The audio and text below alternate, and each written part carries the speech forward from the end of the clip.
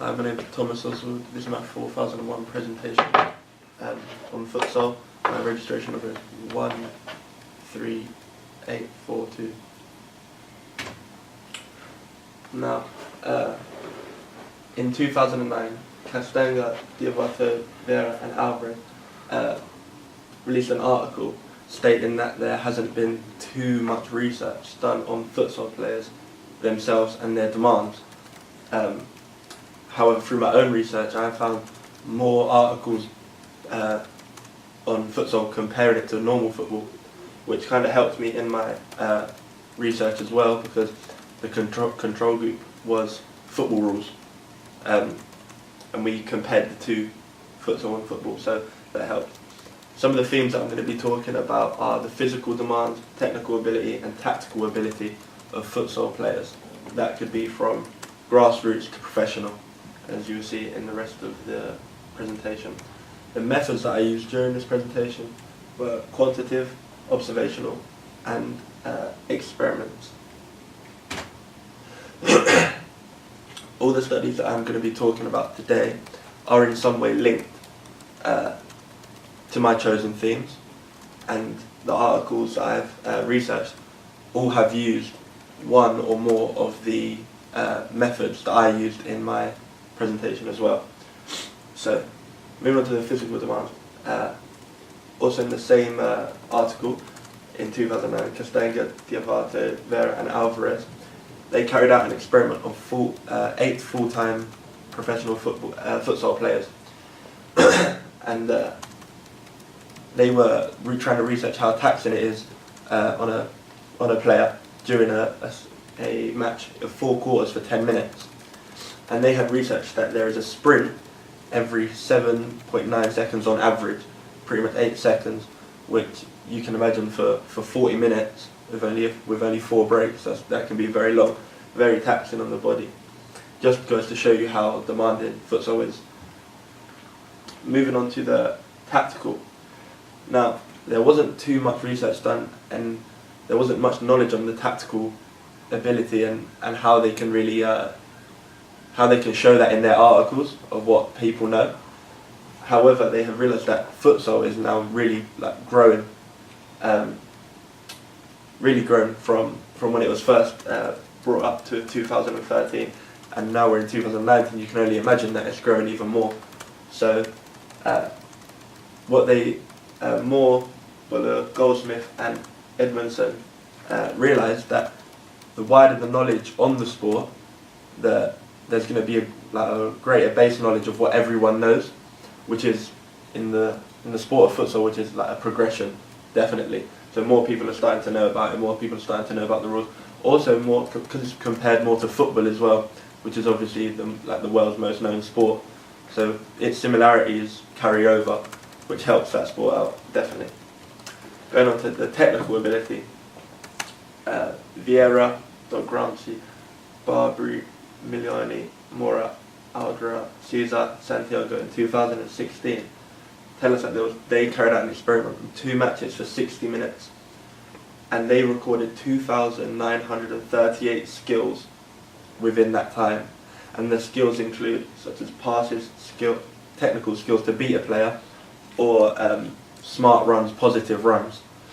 Now, there are some positives to that, which are, of course, that's a load of skills. But then some negatives to that are it's a less time compared to a football game. Also, it's played on a smaller pitch, forcing you to probably play at a bit of a higher tempo. You have to pass the ball more. There's not as much time for standing still. Yeah.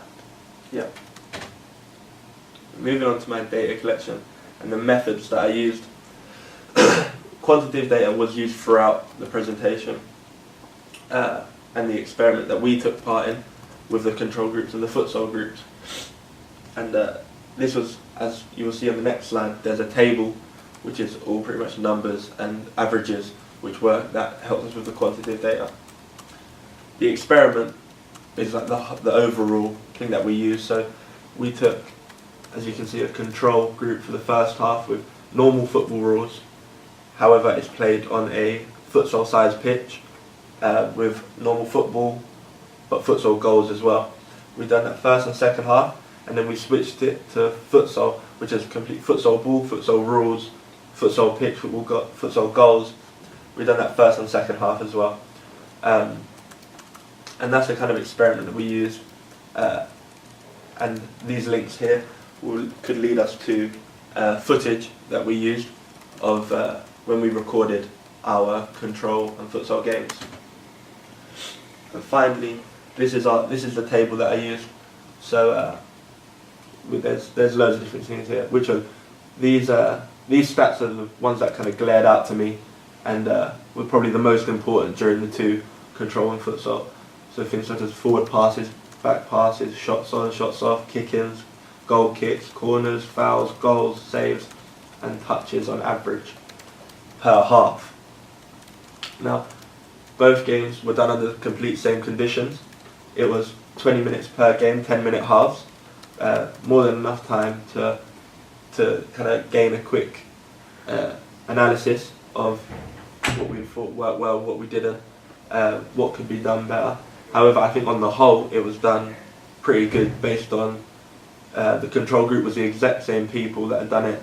The futsal was the exact same people that had played in the games.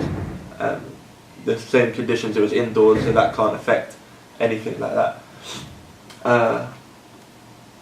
Yeah, so the averages of everything combined, which kind of gives us, possibly in the future I might like to do an average just on the futsal and an average just on the control group, and then maybe compare them two.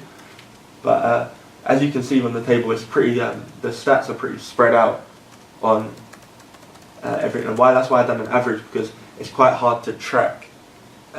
Like just if the futsal game was glaring out and the stats were a lot higher than the football, it's a bit easier. But with this, because they're kind of everywhere, we just went for one average on all of it, and you can see they're pretty interesting to look at. Now, during this experiment, all the methods that I used were used in this.